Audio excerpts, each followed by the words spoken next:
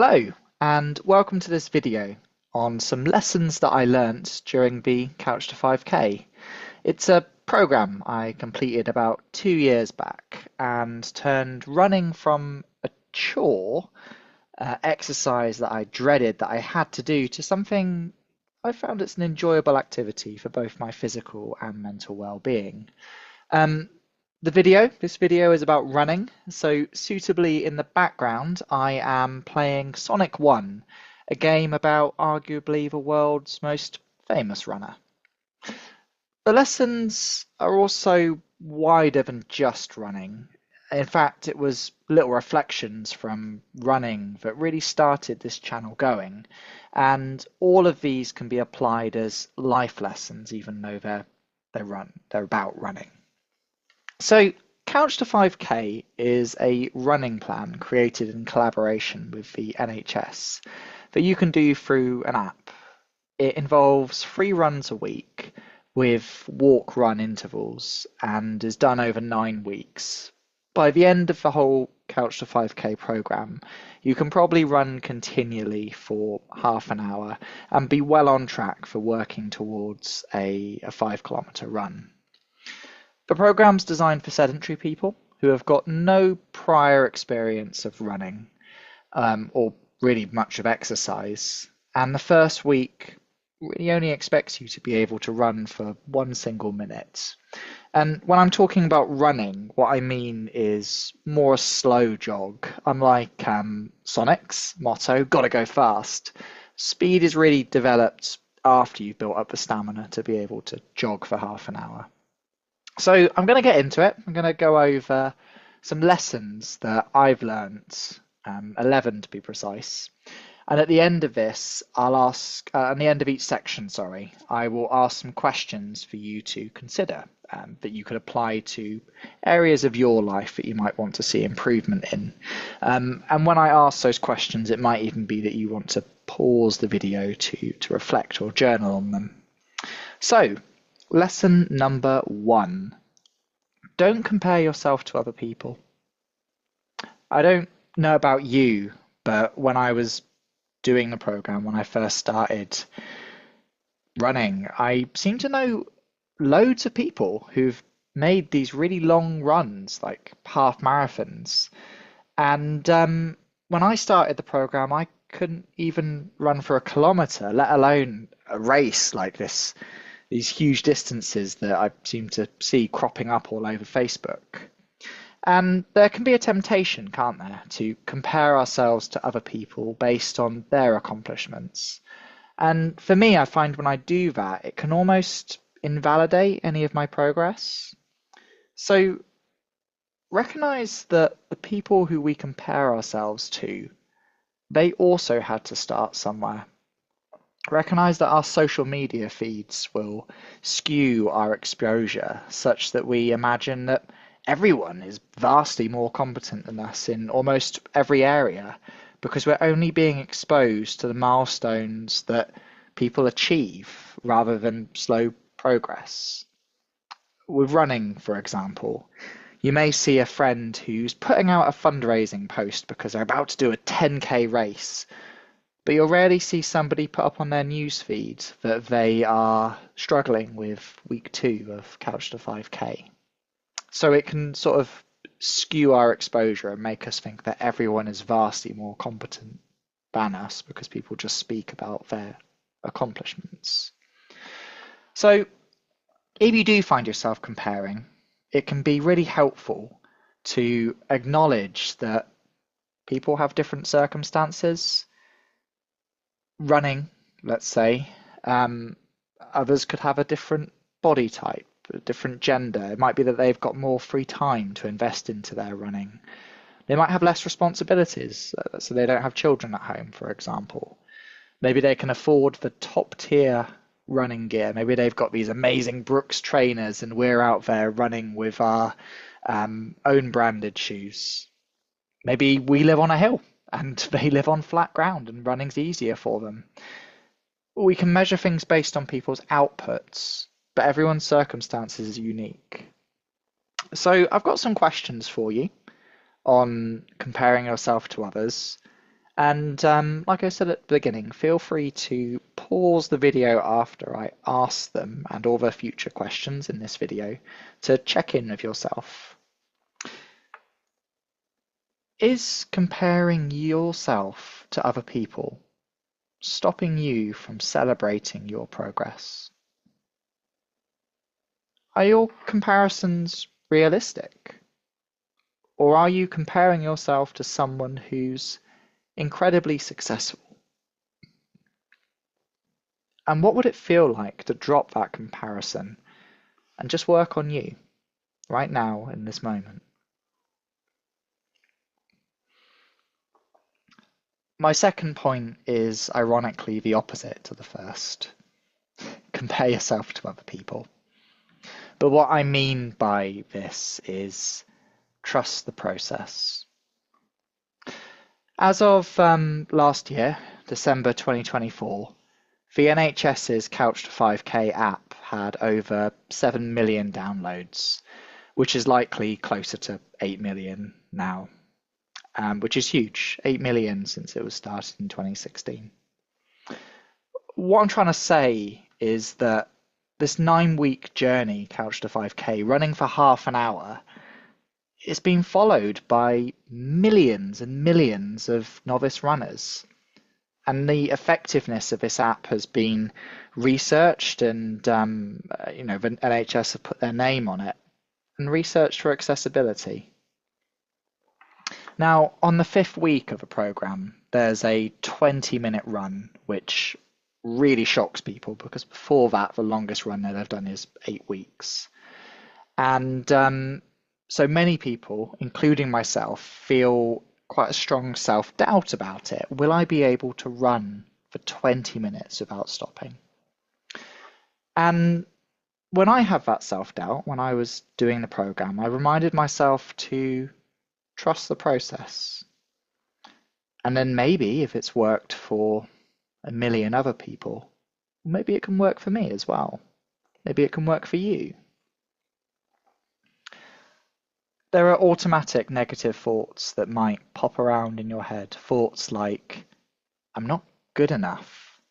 I'm not fit enough. And they can really rob us of the belief that we can get through this. And sometimes we need to give over our power. We need to trust a treatment, trust a plan, trust a course, trust the process that it can help us. To know that if it's worked for other people, it can work for us. We can give up our own self-belief to believe in the effectiveness of a program. Making that 20-minute run, it was really quite a moment for me to work through that self-belief, and throughout a runner's journey, that happens again and again. There are more milestones that come up. It might be you're doing a race, or you're running a new distance, or you're doing a speed session. There are lots of milestones, continual progression in difficulty or intensity. And trusting the process of a run, that can be more powerful than our self-doubts. Trust the process is also a phrase that's thrown around a lot in counselling work.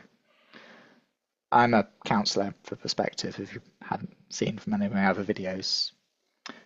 So sometimes as a counsellor, I can want to perform, I can want to force change, or I can downright feel stuck at times in client work. But I need to remind myself to trust that my clients have that change within them and can discover it for themselves. And all that I really need to offer is a relationship of radical acceptance and understanding. So some questions on trusting the process. Can you trust the process when self-doubts try to tell you that you're the exception, doesn't apply to you? Can you imagine what a future you might look like from a more optimistic, hopeful lens? And can you submit to a plan or process, even when you're a bit unsure of how it might work out for you personally? My third point is that you can't force yourself. I have a real strong belief, actually, that I cannot force anyone to do just about anything. With running, if I forced you to do Couch to 5K, if you listened to this and thought, gosh, Simon's told me I've got to do this program, which I'm not saying at all. I think it's great, but I'm not trying to push anybody. If you do it because you feel forced by me, you may do it for a week or so, but you'll eventually get tired of the effort of running for me and stop. Or either that, or you'll do it but feel resentful at being made to do it. And I believe this thing on force in other areas of my life and as a counsellor. I don't believe that simply reading self-help online, asking chat, or following someone's advice will change me. I need to want that advice. I need to digest it, apply it, or even better, I need to discover it within myself in a way that brings real transformation. In person-centered counselling, we talk about the actualizing tendency, a belief in our inner drive to better ourselves that sometimes can get a little bit blocked, but is never gone. It's constantly progressing us. And when I'm trusting my inner capability to move in the direction I'm meant to, I feel a sense of flow. And that sense of flow from my innermost being feels very different to moving in a more pressured direction from what others or what I feel that I ought to do. So with Couch to 5K, one of the reasons I started was because being a counsellor is quite a sedentary job. I mostly sat around, and someone pointed out that I was getting a bit of a belly, that I was putting on a little bit of weight. Starting running for me was mostly motivated by guilt. It was my idea of others' perceptions of me. It was an obligation. And that guilt, yes, it got me out, laced up my boots, and had me going on my very first run, but what kept me going was it becoming part of my flow. I started to enjoy it. I started to feel achievement from the progress. The companionship of the coach speaking away in my temple through my earplugs, the enjoyment of the time out in nature. It was mindful. I liked it. When I was operating under obligation, it felt hard to schedule in an hour to run, stretch, shower, etc. But now that I'm operating from flow, from it being my idea, a choice, from finding meaning in it, I find I'm sat there on my phone looking up articles on running. I'm naturally scheduling in those hours to get out on a jog. I enjoy it. It doesn't feel like anyone's forcing me.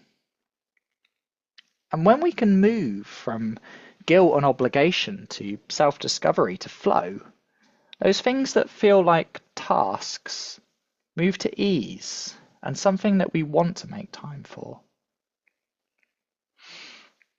So some more questions. Are you trying to force somebody else to change? And if you are, can you compassionately recognize that that's happening? And reflect a bit, why do you need them to? What's going on with them that you feel you need to push them to change? Is there something in you? Do you have any expectations for yourself that actually they feel a little bit more like obligations that you've put on you or others have put on you, and maybe there's a resistance to move with those expectations? And what would it look like if you could access your flow in those areas you procrastinate on? If you could flow rather than forcing them? My fourth point is on self-compassion.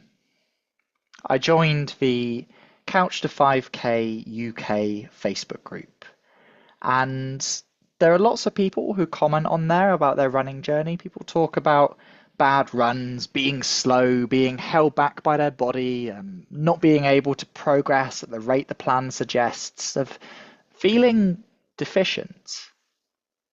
And I find I ask mostly the same comment. When I respond to these people, I say, why did you start doing the program? Why did you start Couch to 5K?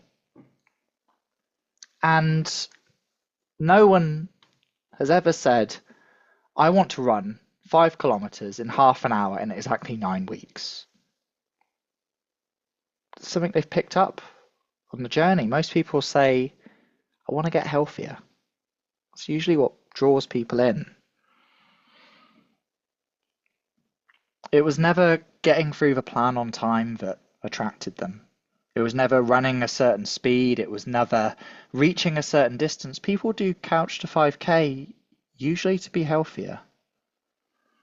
Now, if we have expectations for ourselves that we don't quite meet, it can be easy to be our own worst critic, to pressure ourselves.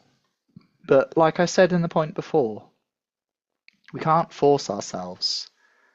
That critical blame can block us more than simply acknowledging we didn't have the ideal run today, but we can try again, try next time. And we can do this with other areas of our lives, goals or targets we've set for ourselves, laws that we have to do to motivate us. And they get us outgoing, but they can also lead us to criticize ourselves and feel a guilt for not meeting those arbitrary self-expectations. They can complicate things. We can pick up these extra rules and expectations that were never there as part of our motivation to begin with. So instead, can we practice self-compassion and empathy when we struggle? Just like you might for another person who's struggling but trying their best. And so some more questions. What might it look like to practice self-compassion and empathy today? Are your expectations for yourself different to the expectations you have for others? And are there any rules that you've got caught up, entangled with, that have distracted you from your original values or goal? My fifth point is to take it one run at a time. Couch to 5K is a progressive program. It gets incrementally harder. And I would find myself reading ahead on the plan. I would say, oh, in 4 weeks' time, I've got to run for half an hour. And it was just too far ahead. And it added to these unrealistic expectations, to fear, to disappointment, to self-blame, to feeling that I wasn't good enough for something that I haven't trained for. I'm not there yet. I'm in today. I'm not in 4 weeks' time. And there's something about taking each day as it comes with a faith that in the future you'll be ready for that harder challenge. See, it's okay for you to be a learner. Cherish your ability to be in the now, rather than being at the end stage before you've even started. I think this is one of the reasons actually that mindfulness can be powerful. It's all about being in the present moment rather than focused on something that we're prepared for in the future. And as a side note, one of the benefits of running is actually a very mindful activity. It's an active thing of being in the moment, plodding along as you're reflecting. So take things as they are, take them a day at a time, and use that to break great big tasks down and help you to stay present, to not be overwhelmed or intimidated by things that are too far ahead. Just stay with today. You don't have to manage a whole year, a whole program, a whole Couch to 5K. Just be in today's run. So again, here are some questions. Are you also guilty, like myself, of looking way ahead and then worrying that you're not ready? What would it look like for you to be more in the moment today? And do you find you put things off because the concept of it is too overwhelming? Because you look at it and you think You need to be the finished product before you've even started. My sixth point is encouragement. Before doing Couch to 5K, I had a little go at running on my own. No structure, no plan, just popping on my trainers and going on a run round the local meadow. And I didn't have the structure. I ended up stopping after a month without the plan or routine to hold me and to form it into a habit. And there are lots of things that went on with that process that could be separate points of habit forming. But one of the things that made using Couch to 5K as an app easier than learning to run alone was the coach. I chose Reese Parkinson, the coach, cheering me on, encouraging me, letting me know when I'm close to the end, or self-disclosing some of his own struggles in progress. Human beings, we are very social creatures. We've evolved to socialize and we thrive in social settings. We thrive when we're supported, and encouragement helps us to progress at a pace that's right for us. It takes us out of our own head that can be so doubting. It helps to encourage us. Now, in running terms, that might look like a coach. I talked about Reese Parkinson speaking over my headphones, or I now use Nike Run Club, and Coach Bennett will say encouraging words that keep me plodding along and stop my self-doubt or wanting to give up after a couple of kilometers. So that's one form of encouragement. Another might be being part of a running community. Either directly, you may do weekly runs with some kind of run club. Maybe you take part in a park run, which is a 5K race that happens at 9 o'clock every Saturday across the country. Or it might be asynchronous. It may be that you're part of a group. I mentioned the Couch to 5K UK Facebook group. They are incredibly welcoming. You could join them either on Strava or Facebook, and it's a great place to discuss running, to ask questions, to help other people, to be a caregiver and a care receiver. I thoroughly recommend joining it. And then finally, encouragement can look like people who just cheer us on or facilitate our runs.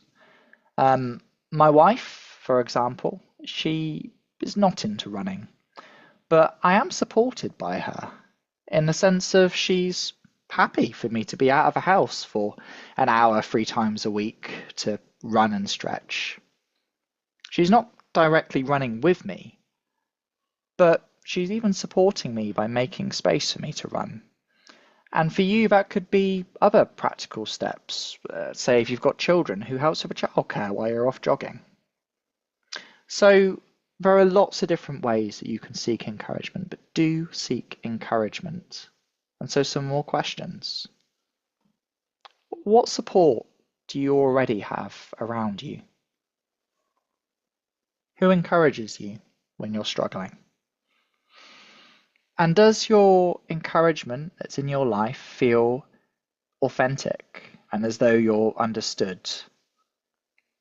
And if that need isn't being met, where could we find this encouragement, the support? My 7th point is about looking back at our progress. It can be very natural to look forward to the next goal, whereas pausing for reflection and gratitude of our progress can feel less natural, or almost like a discipline. Gratitude and reflection can aid most of the previously mentioned points. When an 8-minute run felt insignificant, when it felt difficult, when I couldn't run for 8 minutes, I was reminded that there was a point when 1 minute felt like a lot. Likewise, at the moment, I've been running for a while, but every time I hit 5K, when I run to that point or run past it, I'm grateful, reflecting.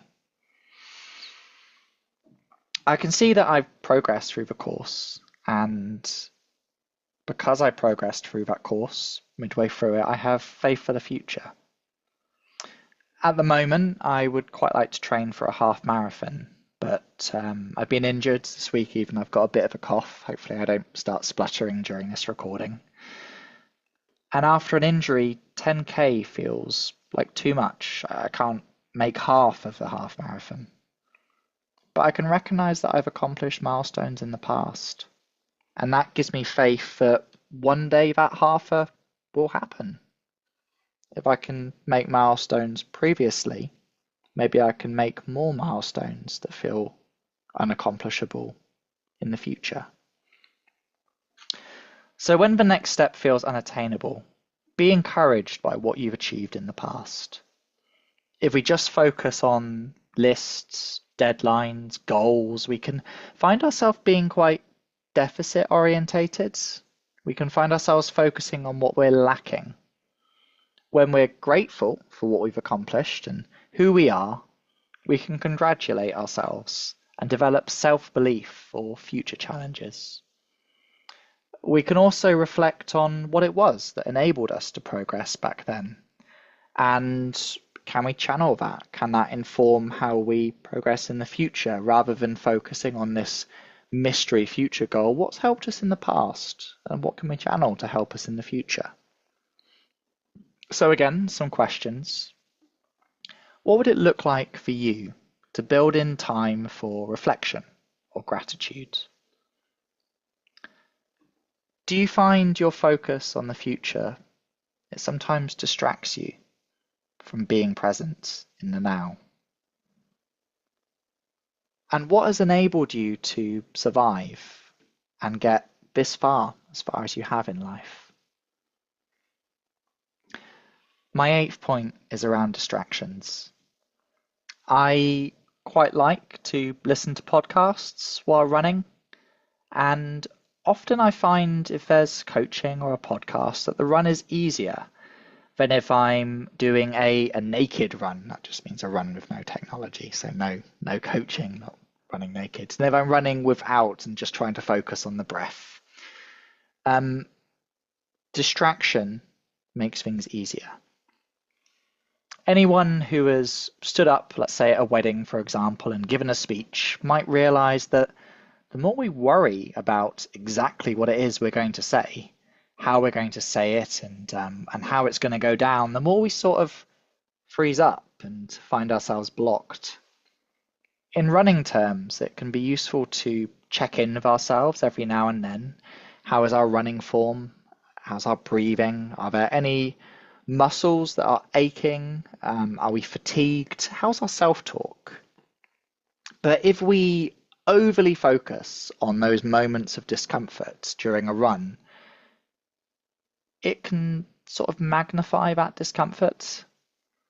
Having a distraction can help us cope with our difficulties by giving us a partial escape from it, a focus on something outside of ourselves and the area we struggle with.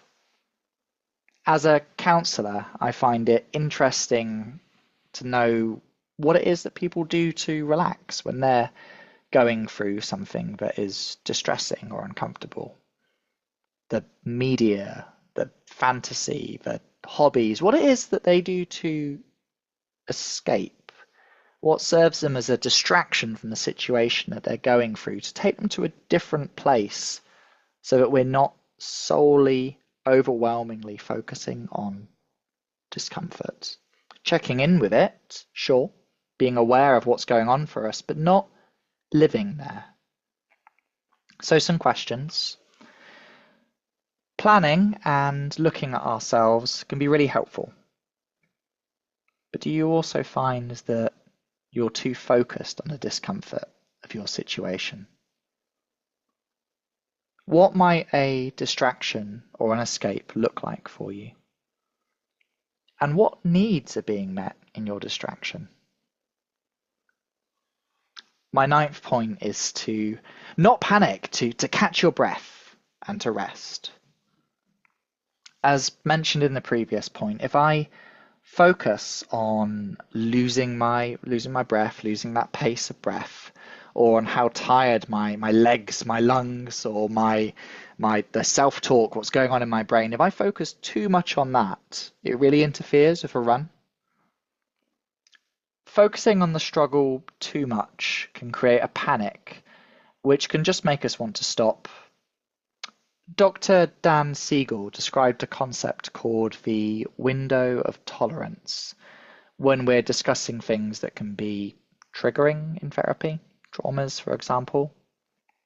What we're looking for is an optimal level of arousal where we're not overstimulated, we're not panicked, nor are we understimulated, dissociative, and distant from our experience. We want to be in that middle ground, and we want to be aware if we're reaching a place of feeling dysregulated, over or understimulated, outside this window of tolerance. In running terms, when I'm starting to lose my breath, when I'm starting to panic, I realize that I need to put on the brakes, to slow down to a pace where I can catch my breath and it doesn't feel uncomfortable or painful anymore. Likewise, if I'm running and I'm feeling bored, my mind is wandering, I don't feel very engaged with a process, maybe I need to speed up or change something. What I'm trying to say is that the breath and checking in of the body can moderate pace, and sustainable running involves playing with that pace.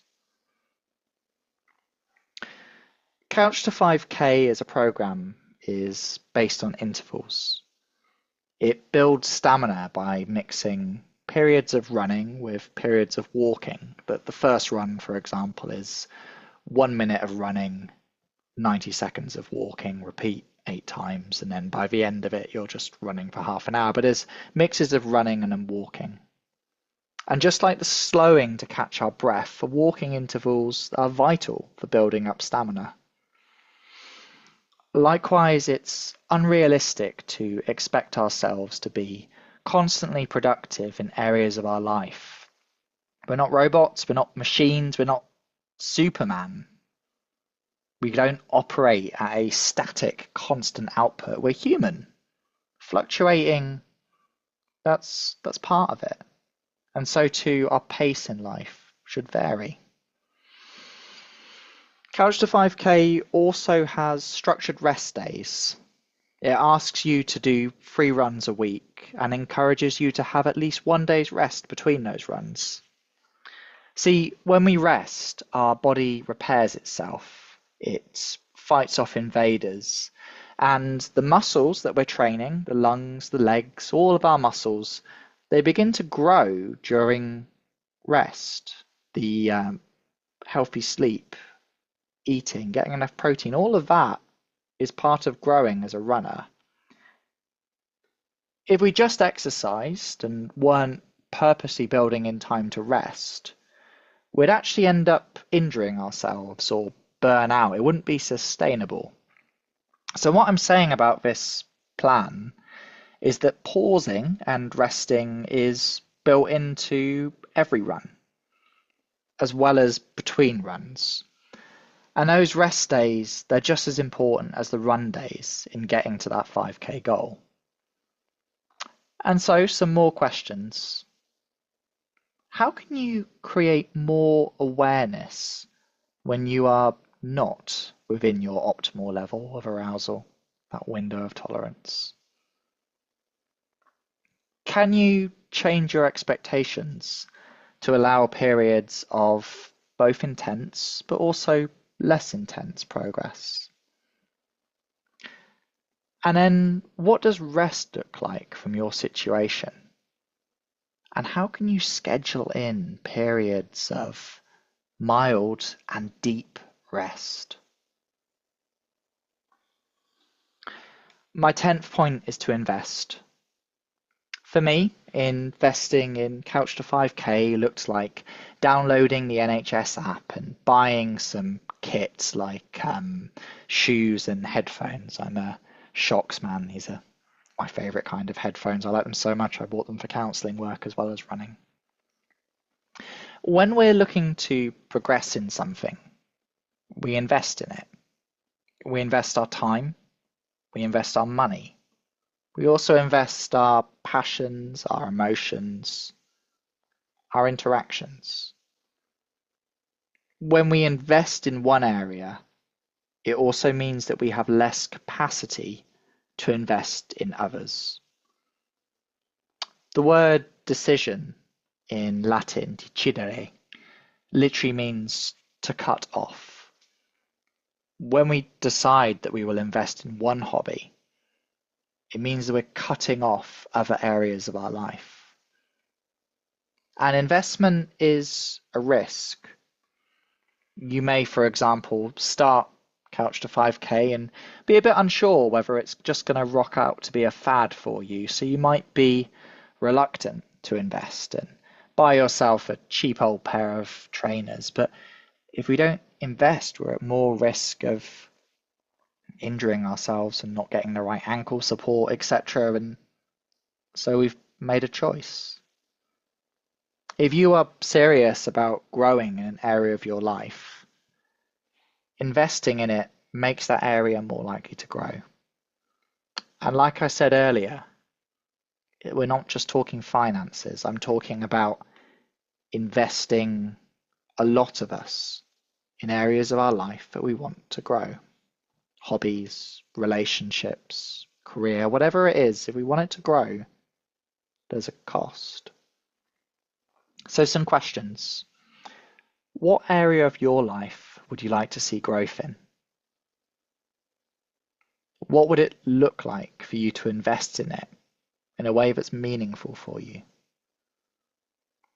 And what needs to change, stop, decrease? What needs to be cut off for you to grow in the way that you desire? My final point is around labels. Point 4 talked about rules that can get in the way of our values.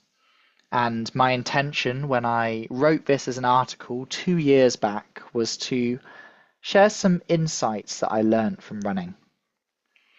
I know that there are rules, that top 10s are appealing. The algorithm likes a top 10 list, whereas a top 11 is a bit random. And so I'm breaking a label and doing a top 11 rather than a top 10. There are some labels that I have seriously challenged, and that's been quite powerful to challenge in doing Couch to 5K and in becoming a runner.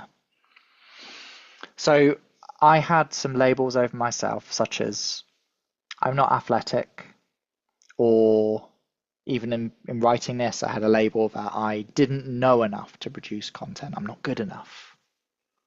And heck, in making this video, I'm sort of challenging both of those labels. Challenging labels can help us to grow as a person, can increase our definition. And so 2 final questions. Are there any labels that either you or other people have put on you? And can we play with them? Can we examine? Can we challenge? Can we darn well rip them up and break those labels? To conclude, I wrote this article when I was learning how to run, which has become a hobby I've enjoyed and continue to this day. We covered 11 different lessons which stuck with me, and in going through this script, it's been nice to think, yeah, these lessons still apply. Those lessons were, and I'm going to run out of fingers, don't compare yourself to others.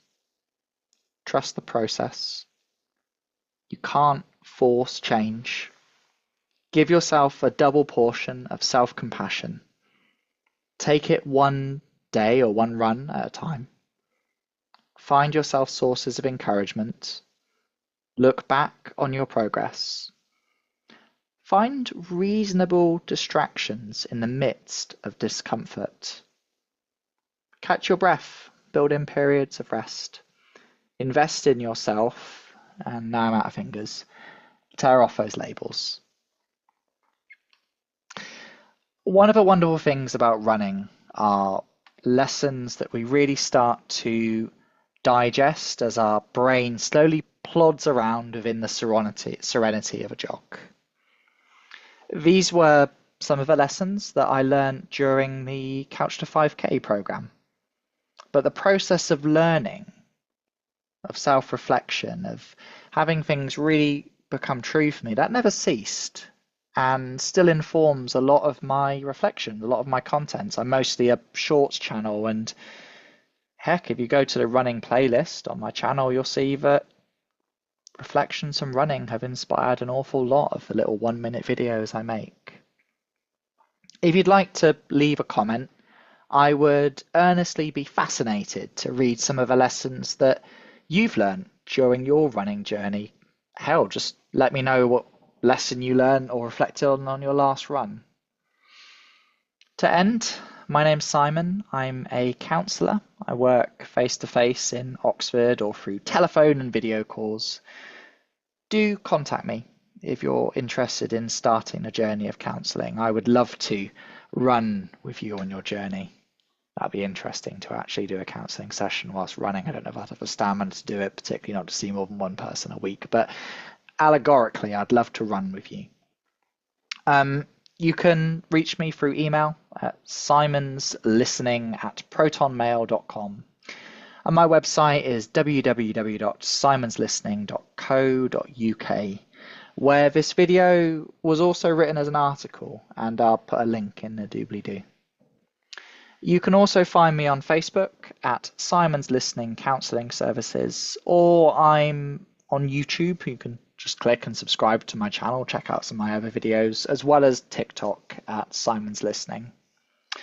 Finally, if you want to see my little reflections of my runs, and feel free to contact me and can connect up on Strava, and you can see my little self-compassionate reflections. Anyway, thank you for tuning in and joining me, and I hope that you too have a space, a hobby, a thing that you do in the week that can give you little reflections, little moments of self-compassion. And I would also like to know how long it took you to complete Sonic. I think me, it took about an hour and a quarter. It's a harder game than I remember. Thank you all. Enjoy your days.